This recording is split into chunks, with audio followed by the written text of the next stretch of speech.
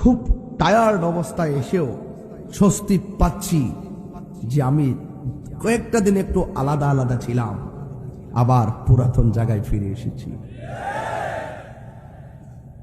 আমার ভাইয়েরা, অনুরোধ করে বলবো, আমরা কখনো খানকায় থাকি বলে দুর্বল মনে করবেন না। পীর মাশায়েখরা খানকায় তাসবিহ জপবে, এটাও ইসলাম।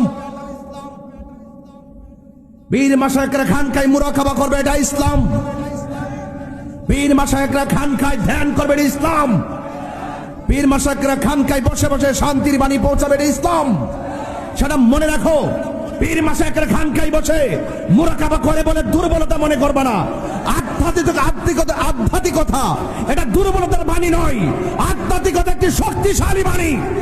পীর মাশায়েখরা কখনো কখনো দেশের এই ক্রাইসিস মুভমেন্টে দিন রক্ষায় কখনো কখনো ময়দানে নেমে পড়বে, এটাও ইসলাম। কথা বলেন, দেখে না বলেন।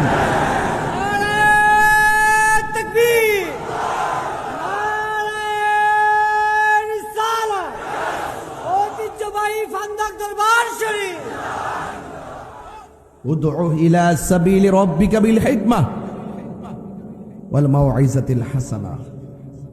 আমার যুবক ভাইরা, মানুষকে দ্বীনের পথে ডাকতে হবে হিকমতের মাধ্যমে, সুন্দর কথার মাধ্যমে। এই জন্য সুন্দর কথা বলা মুমিনদের ভূষণ, ধৈর্যের সাথে কথা বলা মুমিনদের ভূষণ, হিকমতে কথা বলা মুমিনদের ভূষণ। তার মানে এই নয় যে বাতিলের সঙ্গে আপোষ করব, ঠিক না বেঠিক? অনেক ধরনের অপবাদ দেওয়া হয় আমাদেরকে, দেওয়া হয় কি হয় না? আমরা, আমার পূর্বে বলেছেন যে আমরা একমাত্র একজনকে সেজদা করি। জবান খুলে বলুন তিনি কে? আর দ্বার্থহীন আওয়াজ বলুন তিনি কে? মাজার গিয়ে আমরা জিয়ারত করি, কিন্তু যারা জিয়ারতকে পূজার সঙ্গে তুলনা করে,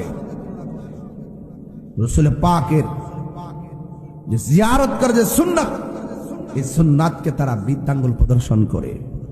যারা রাসূল পাকের সুন্নাহকে অস্বীকার করে, সুন্নাহ প্রক্রিয়াকে পূজার সঙ্গে তুলনা করতে চায়, এরা কখনো নবীর খাঁটি উম্মত হতে পারে না। এরা বিভ্রান্তকারী, এরা মানুষের সাথে প্রতারণাকারী, এরা দ্বীনের ইসলাম নিয়ে অপব্যাখ্যা করে, কোরআন সুন্নাহর মন গড়া ব্যাখ্যা করে। এমন লোক আছে না নাই?